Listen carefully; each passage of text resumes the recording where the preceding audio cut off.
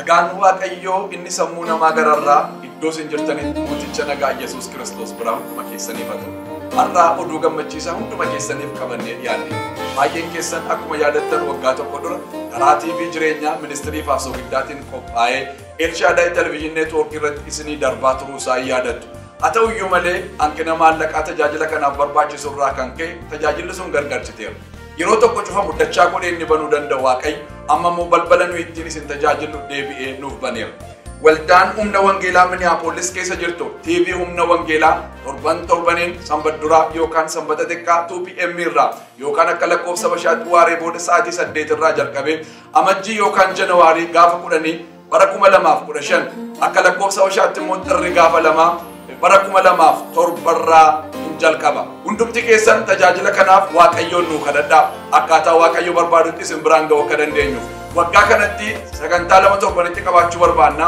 EL-Shadai TV networking guutuu sababa ta'eef garuu ammaaf tokko duwwaa nu eeyyaman. Kanaaf Waaqayyo balbala biraa akka banuuf Waaqayyoon nuu kadhadhaa. Dhaamsa gammachiisaa kana immoo dhaamsaan namoota hundumaa biraan ga'a. Oduun gammachiisaan kun kan inni isinii darbu Minneapolis keessa kan jiraattu waldaa Humna Wangeelaa irraati. Baay'ee isin jaallannaa nagaadhaan nu tura. Waaqayyo isin haa eebbisu.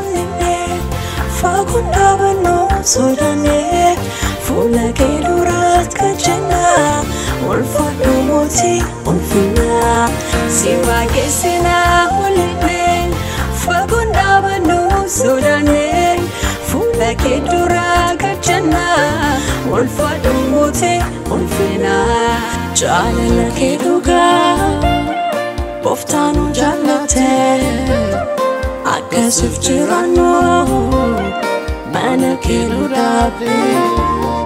Yemmuu dadhabnoo humna kee nuuf laata noo hiifatteen beektuu obsaan nu badhaata eenyu kan akka kee obsaan kan nu baate jaalala kee arginee nuti sitti hirkanne eenyu kan akka kee obsaan kan nu baate gaarummaa kee arginee nuti sitti hirkanne.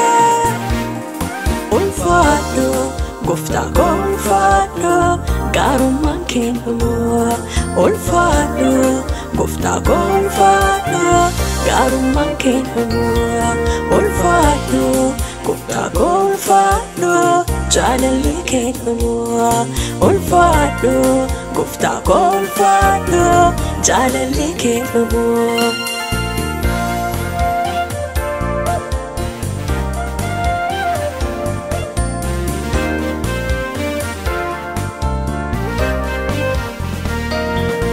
Arari Waaqayyo dhuma waan hin qabne gaarummaa isaa guddaan badii baraaramne ganama arari isaa haaraa warra sabdataniif Waaqayyoon gaariidha arari Waaqayyo.